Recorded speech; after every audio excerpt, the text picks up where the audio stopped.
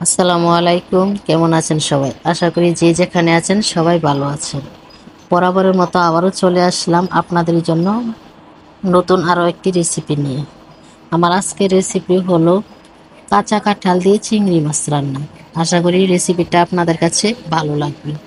চলুন রেসিপিটি শুরু করা যাক। কাঁচা কাঁঠাল রান্না করার জন্য আমি প্রথমেই চলে গেলাম কাঁঠাল গাছে। বালু দিকে একটা কাঁঠাল পেড়ে নিলাম। আর কাঁঠালটা কাটার আগে অবশ্যই হাতে এবং বটিতে সরিষার তেল দিয়ে নেবেন।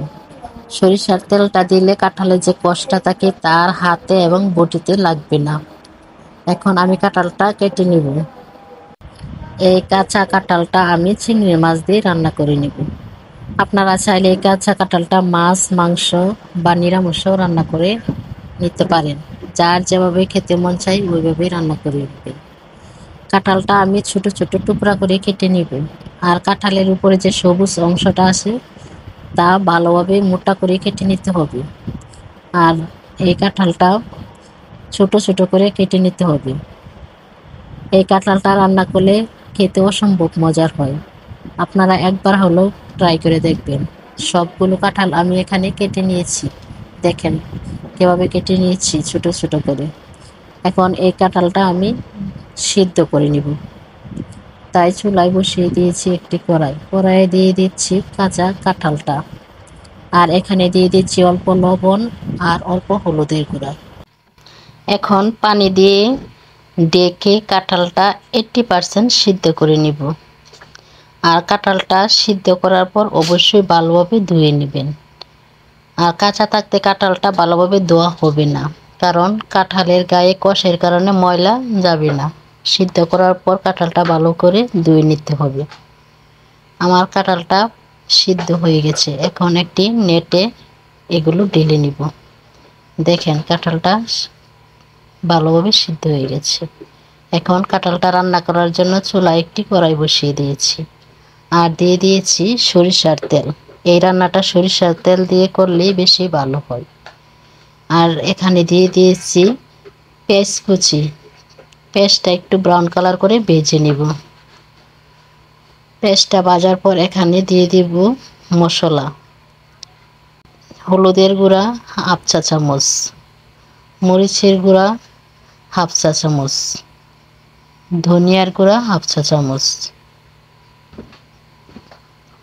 আর দিয়ে দিব পরিমাণ মতো লবণ।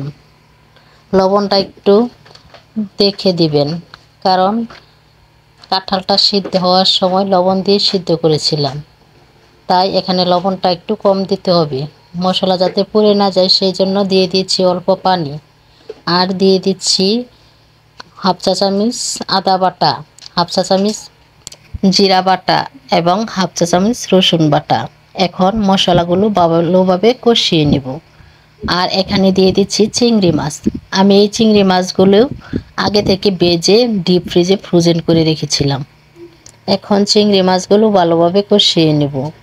ভিডিওটা যদি আপনাদের কাছে ভালো লেগে থাকে তাহলে ইউটিউব থেকে যারা ভিডিওটা দেখছেন তারা সাবস্ক্রাইব করে চ্যানেলের সাথে থাকবেন।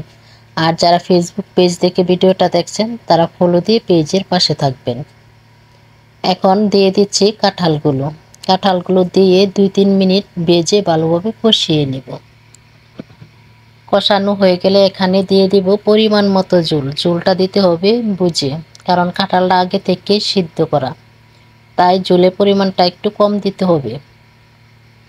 আর এই তরকারিটা বেশি ঝোল থাকবে না, মাখা মাখা থাকবে এরকম।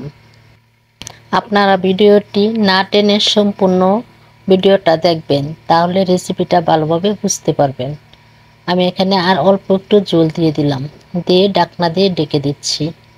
মাঝখানে ঢাকনাটা উঠে তরকারিটা নাড়িয়ে দিতে হবে, যাতে নিচ দিয়ে লেগে না যায়। আমি তরকারিটা নাড়িয়ে দিয়েছি। এখন আবার ঢাকনা দিয়ে ডেকে দিব।